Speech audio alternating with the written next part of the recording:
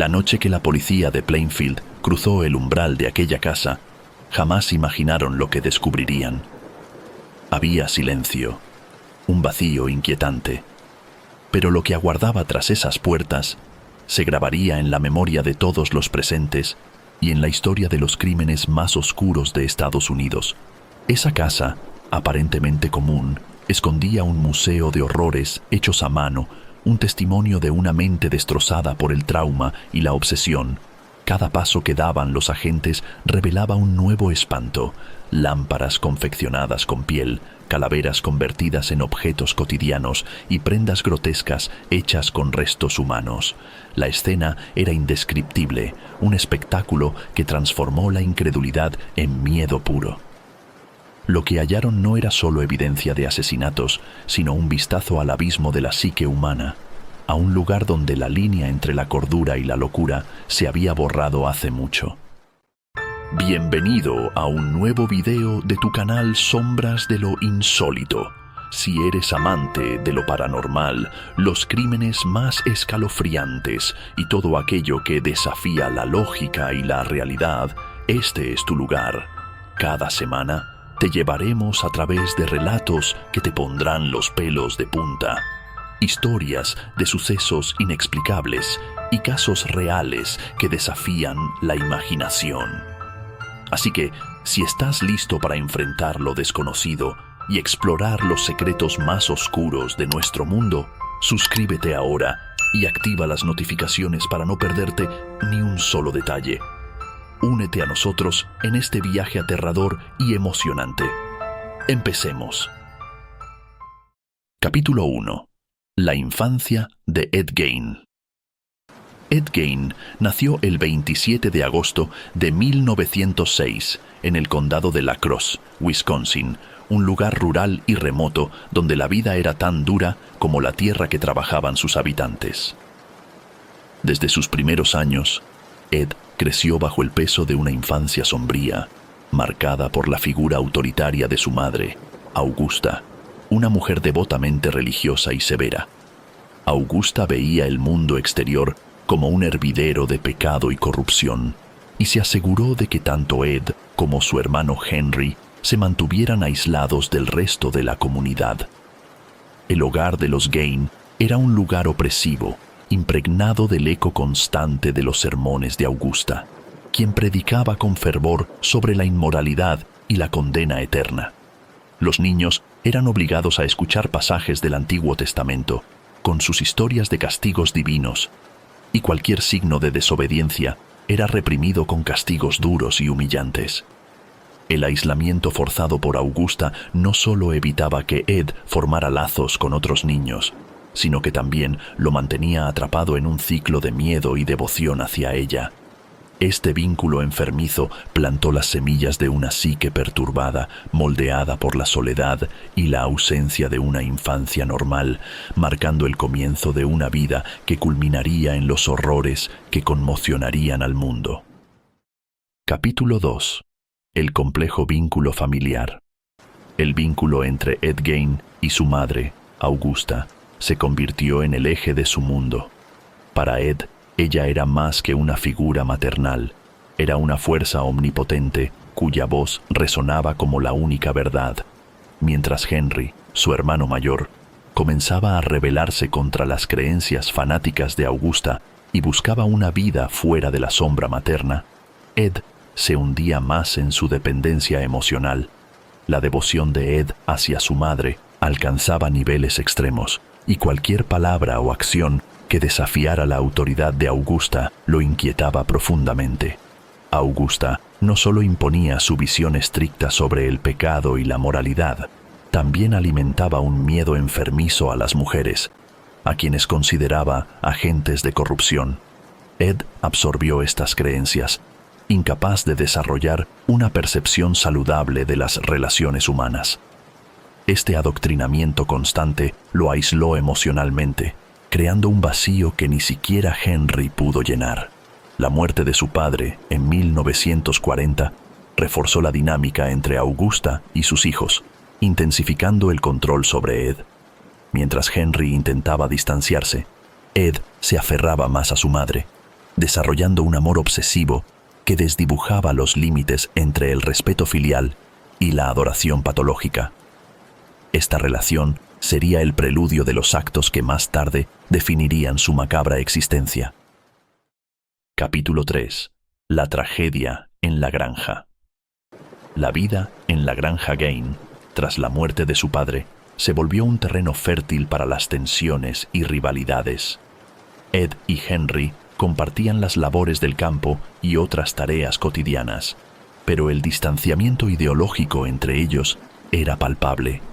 Mientras Henry anhelaba una vida menos asfixiante y cuestionaba abiertamente las enseñanzas de Augusta, Ed se mantenía fiel a las palabras de su madre, lo que provocaba discusiones cada vez más frecuentes. El 16 de mayo de 1944, un incendio devastador arrasó parte de la propiedad de los Gain. Las llamas se alzaron voraces, obligando a los hermanos a actuar rápidamente para controlar el fuego. Tras una larga y agotadora lucha, Henry no apareció por ningún lado. Cuando los bomberos llegaron, Ed se mostró sorprendentemente sereno al señalar el lugar donde se encontraba el cuerpo de su hermano, quien yacía boca abajo, sin rastros evidentes de haber luchado por su vida. La muerte de Henry fue oficialmente atribuida a la asfixia, pero los rumores en la comunidad empezaron a esparcirse. La falta de una investigación rigurosa y el comportamiento indiferente de Ed alimentaron las sospechas, pero sin pruebas suficientes, el caso se cerró. Esta tragedia marcó un punto de no retorno en la vida de Ed, dejando un vacío que solo se profundizaría con el tiempo. Capítulo 4. La obsesión y las profanaciones. Tras la muerte de su madre en 1945, Ed Gain quedó sumido en un estado de aislamiento profundo y un dolor que desbordaba lo comprensible. Sin la voz autoritaria de Augusta para guiarlo, Ed empezó a refugiarse en un mundo de fantasías que se tornaban cada vez más oscuras. Su casa, antes un espacio familiar, se convirtió en un santuario de obsesión, con habitaciones selladas que permanecían intactas, como un tributo a su madre. Sin embargo, fuera de esas habitaciones, el resto del hogar se transformó en un museo de horrores en proceso. Fue en este período de soledad que Ed desarrolló un macabro pasatiempo: la profanación de tumbas. De noche, bajo la sombra protectora de la oscuridad, robaba los cuerpos de mujeres recientemente fallecidas, seleccionadas por su parecido con Augusta. Con precisión meticulosa, Ed desmembraba los cuerpos y utilizaba la piel y los huesos para crear objetos que reflejaban su obsesión por resucitar la presencia materna. Estos actos no solo le brindaban un extraño consuelo, sino que también permitían que su mente distorsionada creyera que estaba restaurando la conexión perdida. Las lámparas, máscaras y otros artefactos macabros que creaba eran, en su mente, formas de mantener viva a Augusta y sentir que no estaba solo. Capítulo 5. El asesinato de Bernice Worden. El 16 de noviembre de 1957, la tranquilidad de Plainfield se rompió cuando Bernice Worden, dueña de la ferretería local, desapareció sin dejar rastro. La última persona en verla fue Ed Gain, quien había estado en la tienda el día anterior y la mañana de su desaparición. Cuando Frank Worden, hijo de Bernice y ayudante del alguacil, encontró la tienda desordenada y rastros de sangre en el suelo, las sospechas recayeron rápidamente sobre Ed. La policía se dirigió a la granja Gain para investigar. Lo que descubrieron allí superó sus peores temores. El cuerpo de Bernice Worden colgaba en el cobertizo, en condiciones que desafiaban la imaginación. Pero lo más impactante fue lo que rodeaba esa escena. La casa estaba repleta de objetos fabricados con restos humanos: lámparas, sillas y hasta vestimentas hechas con piel. Cada rincón parecía un homenaje grotesco a las obsesiones de Ed.